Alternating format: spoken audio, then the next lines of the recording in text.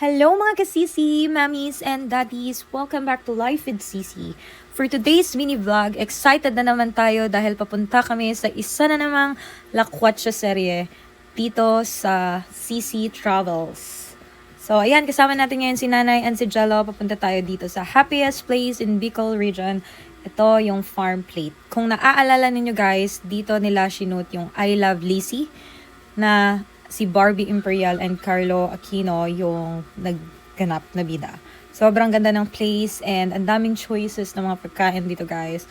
May rice meal, may burger, may pizza, at kung ano-ano pa. So, ang atake nila dito guys ay para siyang ranch, yung motif. So, may makita kayo dyan mamayang mga dove, mga kung ano pang hayop na makikita nyo sa ranch, like horse. So, ayan guys, pumipili kami ng pagkain dyan. And syempre, since maraming option, ang hirap pumili ng pagkain. So, ayan. Dito pala guys, sa farm plate, matatagpuan ito sa Gabawan, Albay. And,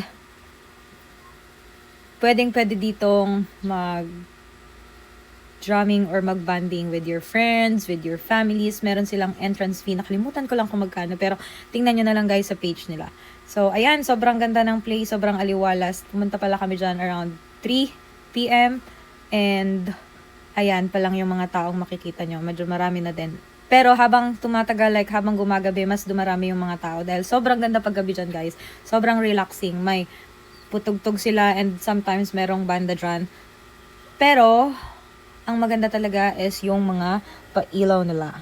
Nandyan din located yung smallest chapel in the Philippines and meron din silang pet cemetery. So, first pet cemetery in Bicol. So, ayan. Sobrang provincia feels dito guys. Ang ganda. Ang ganda talaga dito. Kung magre-relax lang naman kayo with your family, especially kung may mga baby kayo, this is great place guys. So, ayan yung mayon. Kitang-kita pa rin dito. Ayun yung smallest chapel. Pinuntahan namin nila Jello. And, ayan si baby Sisi. So cute. Sisi. Hi, Sisi. So, tuwang-tuwa si Sisi din dahil nakalayas na naman ang baby. So, ayan yung loob ng chapel, guys. Kung naaalala nyo, pinakita rin yan doon sa palabas na I Love Lisi. So, ang ganda niya lang.